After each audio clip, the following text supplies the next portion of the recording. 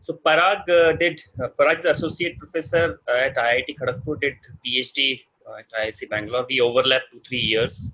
Our labs were just in front of each other. And on the vertices of triangle, there was a lab of Aditi Haldar. So we were all in volcano plot situation. So his area of research is electronic structure calculation, computation catalysis. He has won several awards, including DAD Exchange of Faculty Fellowship 2015, DST Fast Track Scheme for Young Scientists, as a medal for Best PhD Thesis. And recently, he also won a Nehru Fulbright Exchange Program, where he will be working in a prestigious university at the United States of America. Because of the COVID situation, he could not go. Some of his key work include the stability of hydroxyl group on substituted titanium, dry reforming activity of ionic species, structure and electronic properties of chemically modified fullerenes, and synergistic effect of metal non-metal substitution and oxygen activation in palladium carbon, palladium nitrogen substituted titanium dioxide. So today he's talking to us a very interesting title. I can say one of the most interesting title in this conference. Does social distancing matter in the multi-component catalysis universe? Okay, great. In the interest of time, I will keep the discussion, in fact, my presentation shorter, but I promise that I will not rush through. You will enjoy it as much. I'll spend a couple of minutes in the title slide. We have Professor Raghavendra Gadadkar from IISc Bangalore. He's an environmental ecologist, and he studies the behavior, social behavior of honeybees and peacocks and things like this. And he has a very interesting way of conducting research.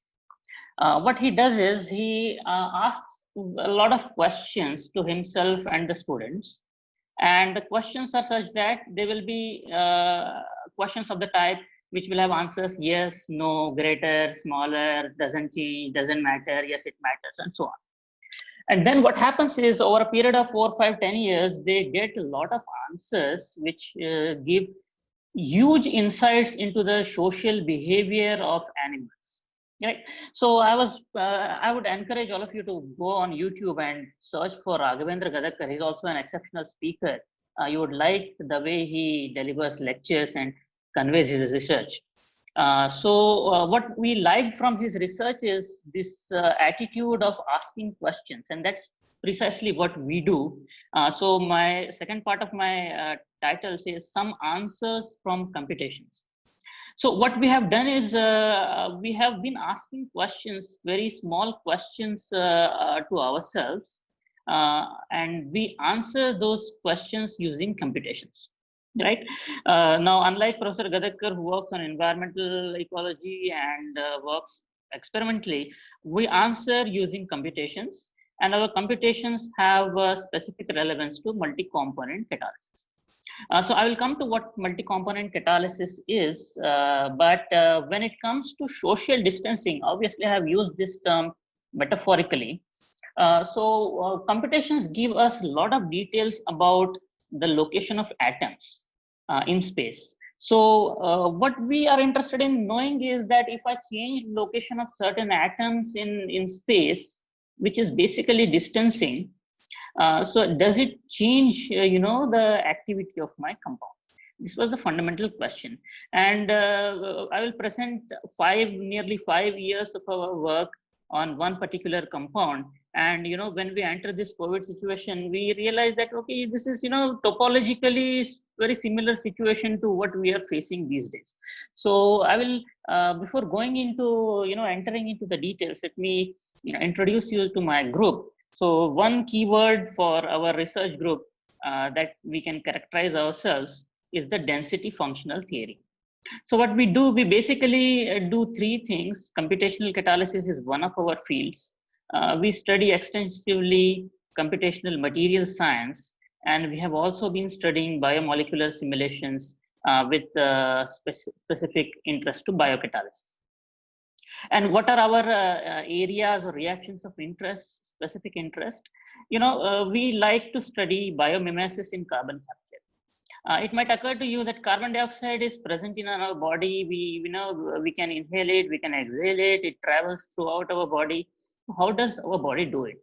And if we can understand that, then we can probably make an artificial or synthetic catalyst. That is what we are trying to do in biomimesis of carbon capture. At the same time, what we are also trying to do is, we have carbon capture enzymes in our body. Can we directly put them in a reactor? So a chemical engineer's answer would be no, we cannot do that. So what should we do? The reason we cannot do that is because the enzymes are unstable. So can we make stable enzymes?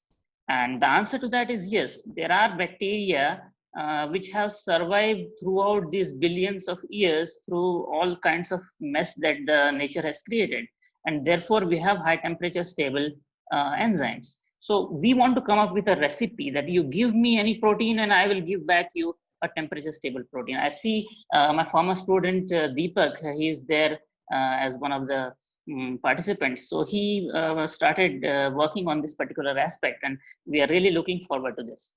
We are also interested in heterogenization of organic reaction. My another student, Manjusha, is also in the audience. So what she dedicated her whole PhD was on heterogenization. Organic chemists come with very, very nice reactions, but they are all homogeneously catalyzed. But again, to a chemical engineer, it would be not very exciting because we would like a powder, we would like a pellet, we would like a catalyst which can be put on in a reactor. So this is what we trying to do. We take up organic reactions, learn from homogeneous catalysis, and we try to find out if we can heterogenize this catalyst. And finally, for today, what we are going to do is I am going to focus on third aspect of our research, that is redox catalysis. I'll go into the details of what redox catalysis is a little later, but today's work was done primarily by 3 students. On the extreme right, you can see Fani Kumar. On the extreme left, you can see Vibhuti, and we also have Shravan Kumar, who has graduated quite some time back. And all of these 5 years of effort, I will be putting down in a little crisp manner in next 15-20 minutes. So our keyword is distancing, and our first question is, does distancing help? So on the left hand side, you can see a pure or a defect-free crystal, right? So in a defect-free crystal, if M is the metal ion and O are the oxygen ions, then you have certain distance between the metal ion and an oxygen ion. And this is about a pure or defect-free crystal. Now, we can imagine that we don't want this distance to be maintained. We want some of the ions to go farther, right? So this is like in today's context, social distancing, which helps, So you have pushed one of the metal ions, one of the oxygen ions farther. And our question, small question to ourselves was, does this help? So does anionic distancing help? Well, my answer to this would be no if you are using alumina. My answer to it would be no if you are using silica, if you are using zeolites, or so on and so on. But the answer would be probably yes if you are using one specific kind of a material, which is called oxygen storage capacity material, and the compound which you have taken, which is specifically of interest to us, is ceria. Now, ceria is my personal favorite, and for the interest of students who are relatively new in this field, I like ceria very much because of 2 reasons. One is a very, very interesting materials chemistry which it provides, but at the same time, because of another reason. See, I can classify catalysts into 3 generations. The first generation, or you can call them the old catalysts, are like alumina, like silica, zeolites, and so on. You will find their presence in industries. They are very well established catalysts, right? Are they the best? The answer is no, because if they were the best, people would not have been looking for the new ones. But catalytic activity is not the sole criterion to be implemented in industry. So therefore, we have old catalysts, then we have ultra modern catalysts, the kind of catalysts you will find in advanced materials and these kinds of journals, where they are very, very nicely laid out, very interesting, materials, chemistry or physics. But, the moment the temperature goes to 45, 50 degrees centigrade, they collapse. And then in between, we have an intermediate class of catalysts to which Syria belongs, which are really robust as old catalysts, but they have overcome this barrier of going and being applicable to industries. So Syria is one such example, which is now used very routinely in industry involving three-way catalysis and exhaust mobile treatment. So what makes Syria so nice? Well, it is an example of redox catalyst, where the moment you supply the catalyst with carbon monoxide or hydrogen, which are reducing agents, they will convert Syria to reduced Syria, okay, Syria with a defect. And when you expose it to carbon dioxide or water or oxygen, which are oxidizing agents, they would convert it to oxidized Syria. Right, so this is a redox cycle which goes on, and it is for this class of catalysts that this particular question of anionic distancing matters. So in conventional catalysis, textbook definition, we have two types of mechanisms. We have Langmuir-Hinchelwood mechanism, where both of the reactants adsorb. You have Ealy-Riddle mechanism, where only one of the reactants adsorb. But surprisingly, for Syria, none of these mechanisms are applicable. The mechanism which is applicable is the mass Van Crevelen mechanism, MVK. And what happens? See, because you maintain some distance from the metal ion, the oxygen ion can actually leave the lattice, altogether leave the lattice. So what's going to happen? That oxygen which leaves the lattice will help oxidation of carbon monoxide or hydrogen. And then you obviously would like to have a strategy so that oxygen should leave easily, right? And our classical chemistry concept tells us that if there is a longer bond distance, the bond strength is weaker, and therefore you can expect the bond to break. And that's where anionic distancing matters. So now the question is, if you want to make loose bonds, then how would you do it? Right. So here comes the aha moment for all of our Hegde students. This is where the contribution and greatness of Professor Hegde is there, where he came up with this idea that if you have a substitution of foreign element like palladium in Syria, then you can accomplish that. So the TEM on the left hand side is a TEM where you have platinum nanoparticles which are dispersed over Syria. And these would not really promote distancing. Where on the right hand side, we have actually the TEM image from our next speaker, Shaunak, where you can see that there is no presence of palladium nanoparticles. You have a perfectly homogeneous solid solution. And when this happens, you actually promote the social distancing, social anionic distancing of anions. Okay, so now the question which a theoretician would ask to himself is that he will typically come across a statement that we also came across, that Syria-based catalysts show high activities due to long MO distances. That is a statement from literature. Well, it did not convince us. Why did it not convince us? Because this is an incomplete picture. This is something what you want to see. The complete picture is that the moment you push an ion away from one metal ion, it goes closer to another cation, another metal ion. So you can imagine this as a situation that you are in the center of a very large crowd. So if you're going to rush out, or you are going to run away from one particular person, you are going to actually come closer to some other person. So there is no way that you can actually attain long metal oxygen bond distance. So what is the validity of this statement?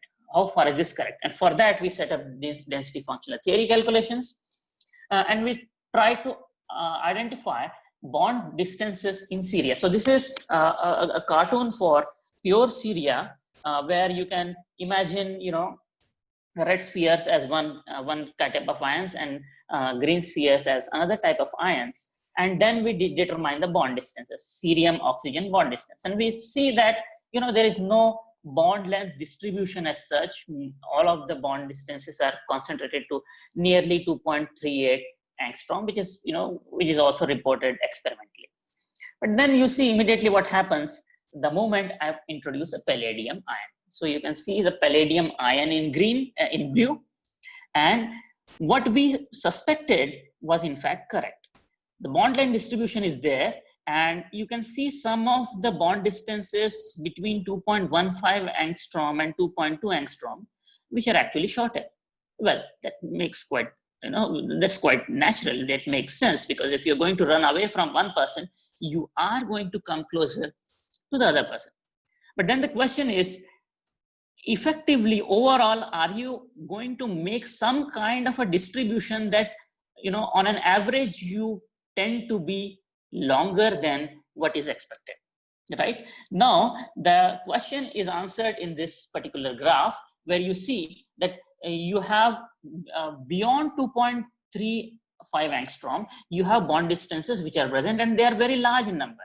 So therefore, you have rearrangement by mere introduction of palladium, such that the moment you introduce palladium in your crystal lattice, there will be some bond distances which will be shorter than the natural ones, but there will be very large number of bond distances which would be larger than the natural ones. And this is where we call the oxygen to be activated. Now, can you activate oxygen by not introducing, palladium? The answer is yes. It happens naturally in Syria, because Syria is easily reducible. So again, you see the change in the bond distances on both the sides. So you have the blue line as the reference, which is the natural bond distance. So there will be a lot of cerium oxygen distances which will be smaller than this, and there will be a lot of oxygen cerium distances which will be larger than this. So therefore, bare cerium oxide with defect is not going to really attract us. What is the best? The best is this situation. In blue circle, you have palladium, and then you have an oxygen ion vacancy, right? And then you can see three bands. You have a green band, which is short distance band, you have a blue band, which is large distance band, and there is a red band, which is the equilibrium band. And the beauty of computations is that it lets you quantify everything. So now we wanted to quantify that how much is the effect, how much is the overall effect that I am getting. And that is summarized in this particular table. You see the net, net oxygen activation is a terminology which was non-existent in the literature. We were the first ones to coin it, to the best of our knowledge, of course. Oxygen activation has been used quite rampantly. But since our computation put us in a position to quantify, we come up with a number called net oxygen activation. And here you will see that the moment you put a foreign metal ion, you activate as large as 39%. You can see here the arrow in the green.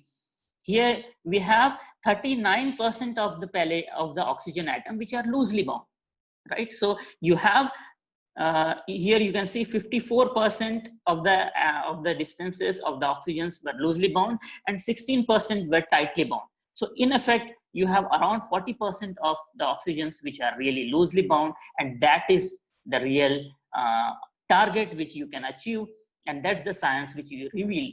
So the answer to our question is, does anionic distance help? So the short answer would be yes, it helps. But what is the larger science behind it? The larger science behind it is that no, it is not the larger metal oxygen bond distance in after substitution which is playing the role. It is the bond length distribution. You will always expect somebody to come closer to you. You will always expect somebody to go farther away from you. But these two will not be equal, right? So this was the first level or layer of distancing which we looked at. So now we go to the level 2 distancing. So now we found that you would like to push oxygen a little farther. And when you put the oxygen a little farther, what's going to happen? A vacancy will be created. So our question was, should the vacancy be created at any random location, or you want it to be close to the metal ion which is substituted, right? So in this particular figure, you can see that there is a black atom or black ion at the center. That would be palladium, and all differently beautifully colored spheres are the ions of oxygen where you would be creating the vacancy. And then again, since computation allow us to do quantification, what do I do is I determine the vacancy formation energy by calculating different distances. And then I find that the least vacancy formation energy comes for the case where your vacancy is right next to the metal ion, right? So now our question on distancing. On one hand, you said that there should be distancing, oxygen should be pushed a little farther. But at the same time, what you're saying is, no, it should not be very distant, because if it is very distant, I will require a lot of energy. So therefore, there is an optimal, right? So it is like this, that you are allowed to go farther, but you are not allowed to go much farther. It is like you have to remain in your home.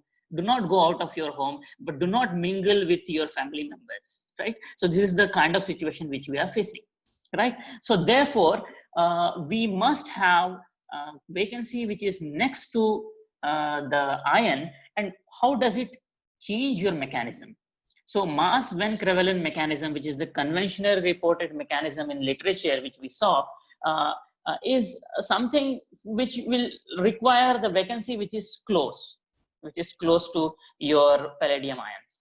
But we found that no, this is not merely the thing which happens. In fact, the vacancy is hopping between three differently coordinated oxygens. So it is not the same oxygen location which is going on to the stream, and it is and which is giving you the product. In other words, all the coordinating oxygens of palladium are getting a chance to go away in the stream, resulting into the product. In other words, the oxygen coming from the stream has a chance to choose one of the three coordinating oxygens to palladium. And this is something which is very new. This is the MVK mechanism with hopping, which we proposed very recently. Fine. So we have two levels of hopping. Third level of hopping. Third level of distancing. This is level 3 distancing. So again, we have results from our, this time from our host, Professor Sharma. So what Professor Sharma showed during his PhD days is that instead of cerium and platinum, or cerium and palladium, if you add one more element, the cerium, titanium, platinum, then it works exceptionally. Similar was the observation by one of our other lab members, Tinku Vaidya, where he showed that cerium, tin, palladium will be really nice. So now I ask myself again the same question. You see, you established everything about cerium, about palladium, about vacancy. But what is tin doing? Where is it going? What is titanium doing? Where is it going? And that is our third level of social distancing. And to answer this question, we will need to do machine learning. Okay. So what does machine learning do? So it is in a mathematical framework. If you have a function of independent variables and a dependent variable, so you can keep on plugging the values of independent variable, and you will get the value of the dependent variable, right? But in general, you may not always have the leisure of having this exact mathematical function. So if you do not have that, what do you do? Well, then you do machine learning. So you generate a lot of data, and then you identify what all are your independent variables, and then you try to find out the effect of these independent variables on your dependent variable. So for our current catalysis system, my dependent variable was vacancy formation energy, right? Because I want to know whether vacancy formation energy increases or decreases by changing the relative locations of atoms. So this is what we did, right? We have palladium, we have zirconium, we have cerium, and then we have vacancy. So we have distances D1, D2, D3, and then using DFT, we generated lot of energies, right? We generated lot of energies, and then we try to again quantify by changing different energies, by changing the structure, by changing location of atoms, by changing charge on them. Am I going to get a trend from which I can conclusively prove that yes, one particular independent variable matters and the other one doesn't matter? So this is what we did by machine learning. And then here you see, if you do not do machine learning, this is what you will get. You get a lot of points, just data points. You cannot make any sense out of that. You see, so for small palladium vacancy distance, you get the same vacancy formation energy which you get for high palladium vacancy distance. For same zirconium vacancy distance, you get the same vacancy formation energy which you get for high as well as low, right? So if you are blind to this particular plot without machine learning, you will perhaps make a conclusion, you know, that the social distancing in this multi-component catalysis universe doesn't matter. But that's not what machine learning will tell you. Machine learning will help you quantify these effects, and that's what we did. I'll be happy to answer your questions either here personally or later during discussion or over the email if you want to know deeper details on machine learning and how we did that. But what was our accomplishment? You see, we did predictions from machine learning, and we did measurements or calculations from DFT, and you see they are in agreement. Okay, so that gives us a confidence that whatever we are getting from machine learning is actually correct, right? But again, when it comes to computations, the real output is quantification, and the figure on the right hand side is precisely what our real achievement in this whole work was. That what is the relative importance of different features? Features means independent variables, right? And we identified 7 independent variables in this particular case. And then let me point out that the highest contribution came from palladium vacancy distance and charge on palladium. This means that distancing or non-distancing between palladium and vacancy matters. Does it matter for zirconium? The answer is no. You see the red oval, it does not matter much. So you have to focus on synthetic techniques that would really create either forcefully or probably thermodynamically driven natural process of closed palladium vacancy distance. Similarly, you have to tune the charge of palladium in the system to have vacancy formation energy, right? But does the charge on zirconium is immaterial? No, it matters, but to a relatively lesser extent. Now, an important conclusion which we get from charge on palladium is this, that apart from, so we ask this question, that what is the role of palladium in this whole catalysis?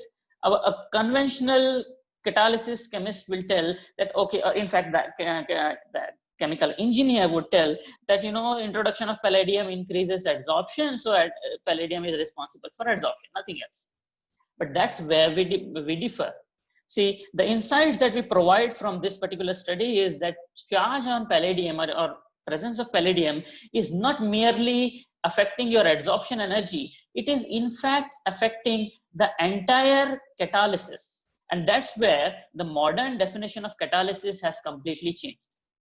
So one of the students asked me this question one of these days, you know, sir, when you have molybdenum in your catalyst, is it a co-catalyst or is it a promoter? You know, see, this is a very old textbook definition of co-catalyst versus, you know, promoter. In fact, in modern catalysis, such definitions do not exist. Few years back, we used to have definitions like support and metal. But you know, for the kind of materials which we are dealing with, there is nothing like support, there is nothing like metal ion, there is nothing like active species. The entire material is catalyst and every portion of the material is active. So this is the message that we want to convey to our community. So final comments on this so-called social distancing in this catalysis universe, multi-component catalysis universe. So palladium vacancy distance is the key to achieve high, vacancy, high activity in such materials. What about the other element, like zirconium, titanium, tin? Do you need to be very, very specific about them? The answer is, well, you don't have a black and white answer to that. As far as the answer from social distancing is concerned, the answer is no, it does not matter. But still, you cannot neglect the charge on zirconium. So therefore, if there is an element with better charge distribution, and clearly the examples are titanium and tin, which can have better charge distribution or induction of charges or redistribution of charges in your compound, you will definitely have a better, you can design rationally a better catalyst. So I will stop here. I will say one thing, if you have any more questions, we have, this is one of several works that we have been doing or we do in our lab. You can visit this particular website, which elaborates a lot of our recent findings. And you can also always write to me over email. And those colleagues of mine, students, as well as the instructors who would be interested in doing collaboration, I'll be really happy. I should congratulate Sudhanshu not only for this particular for this conference, but my collaboration with Sudhanshu has been extremely successful.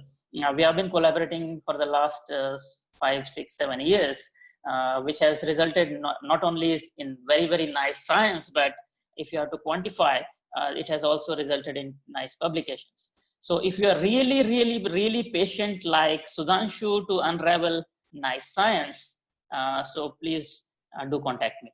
Thank you.